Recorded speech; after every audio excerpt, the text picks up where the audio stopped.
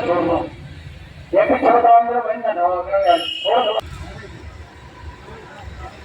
तस्वीरों में आप देख रहे हैं कि एनएचएम कर्मचारी साझा मोर्चा द्वारा ये धरना प्रदर्शन किया हुआ है। ये तस्वीरें में हम बातचीत करेंगे कि आखिरकार ये धरना प्रदर्शन जो हो रहा है किस कारण हो रहा है, क्या इनकी मांगे हैं।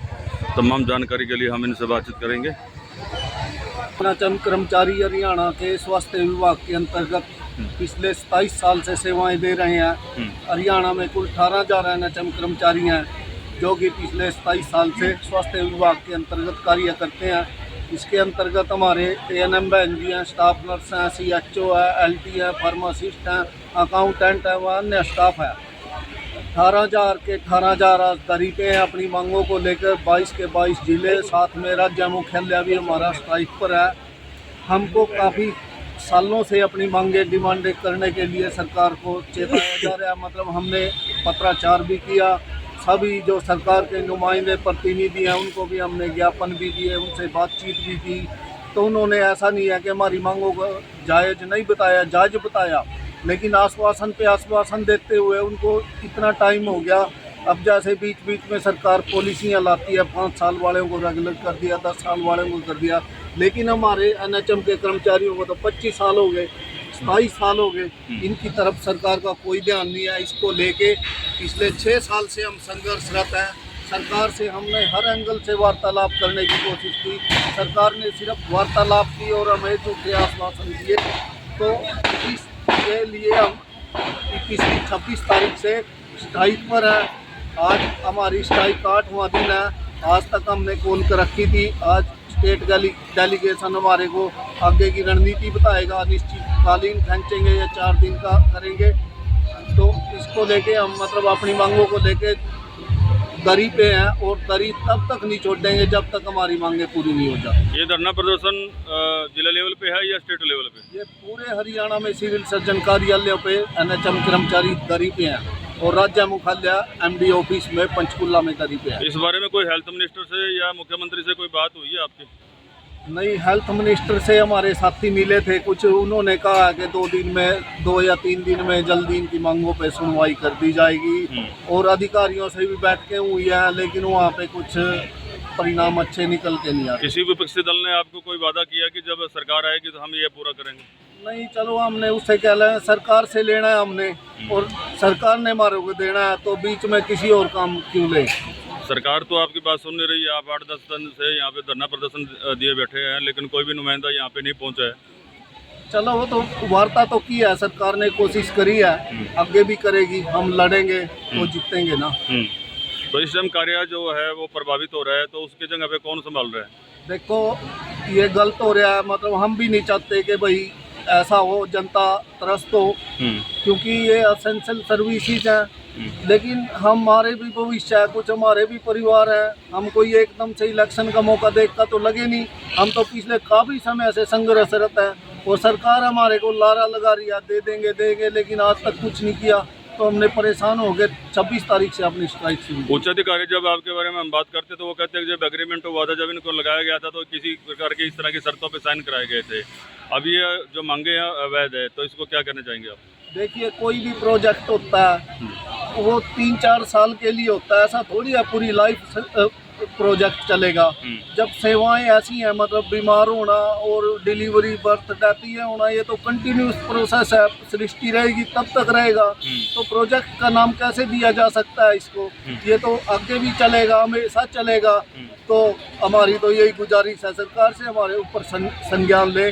सरकार का और भी तो स्टाफ है एनएचएम में, उनको रेगुलर किया हुआ है। हमारी एएनएम बहनों के साथ रेगुलर की एएनएम है, उनको डबल सैलरी हमारे से, ये तो भेदभाव है ना। सरकार अगर चाहती है कि समान काम समान वेतन, तो हमारे को भी बराबर का दे। धरना प्रदर्शन की कब तक आप दोगे कि जब तक आपके सरकार ये बातें नहीं मानी जाएंगी, मांगे नहीं मानी जाएंगी? कब तक आपका इरादा है, क्या करने जा रहे हैं आप? वो तो सरकार जाने कब मांगे मानेगी। आज मान लो लिखित में दे दो, हम आज सेवाओं पे बहाल हो जाएंगे।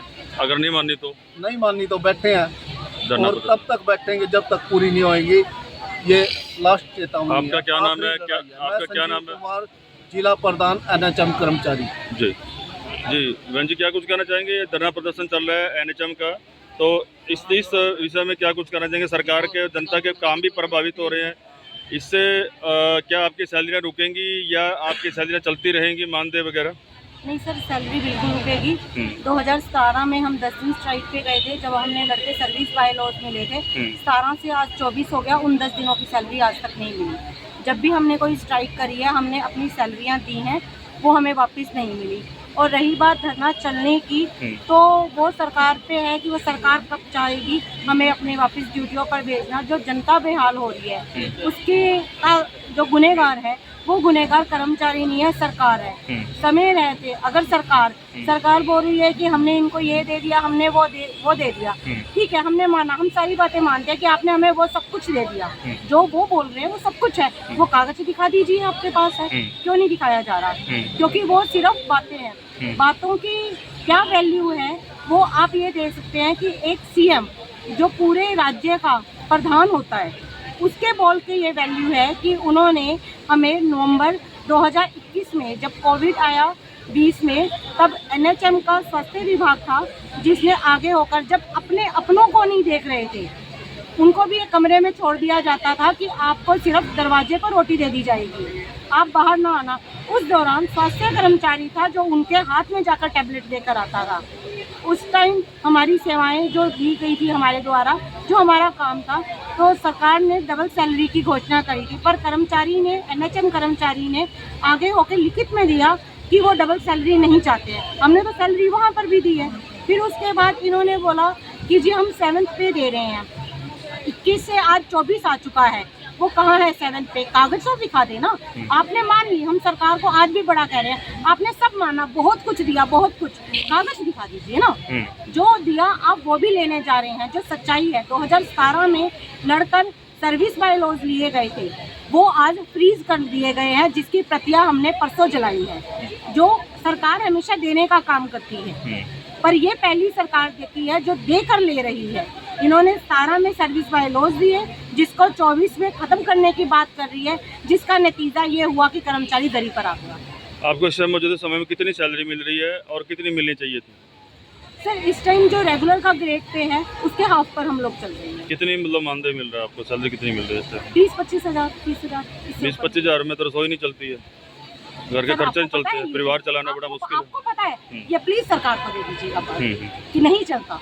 महंगाई जब इतनी बढ़ती, कितने सालों से जॉब में है आप लोग? सर मैं 2009 में लगी थी, मैं अगर अपनी बात करूँ। अच्छा। 15 साल हो गए हैं, पर जो नेशनल हेल्थ मिशन है वो 97 से चल रहा है। एक और चीज आपने मेरे साथी से पूछा कि सरकार ये बोलती है कि जब इनको लगाया गया था तब कहा गया था, जब ये कार्यक्रम चला था उस टाइम RCH का नाम था, नाम बदल दिया गया, NRHM आ गया, फिर नाम बदल दिया गया, NHM आ गया। जब एक जो काम होता है, एक प्रोजेक्ट होता है पंचवर्षीय, सबने सुना होगा, पंचवर्षीय 7 वर्षीय है, पर जब एक 28 साल तक चलता है तो वो एक परियोजना नहीं रह जाती, वो आवश्यकता होती है कि आपको चलाना ही पड़ेगा। जब एक आवश्यकता है, और स्वास्थ्य और शिक्षा और रोजी रोटी, ये 3 ऐसी मूलभूत आवश्यकताएं हैं जिनके लिए हर एक सरकार बाध्य होती है अपने जनता को देने के लिए। अगर आप एक स्वास्थ्य नहीं दे पा रहे हो, गया धन वापस आ सकता है, गया शरीर कभी वापस नहीं आएगा, गया स्वास्थ्य कभी नहीं आएगा। तो जब स्वास्थ्य विभाग कच्चा पड़ा हुआ है तो आप कैसे कह सकते हैं कि आपने मूलभूत जो आवश्यकताएं हैं वो जनता को दे रखी है? Thank you. हमारी मांगे पूरी करो, पूरी करो, पूरी करो। हमारी मांगे पूरी करो, पूरी करो, पूरी करो। NHM को पक्का करो, पक्का करो, NHM को पक्का करो, पक्का करो। हरियाणा सरकार मुर्दाबाद, मुर्दाबाद, मुर्दाबाद। हरियाणा सरकार मुर्दाबाद, मुर्दाबाद, मुर्दाबाद। हरियाणा सरकार हो बर्बाद, हरियाणा सरकार हो बर्बाद, हो बर्बाद, हो बर्बाद।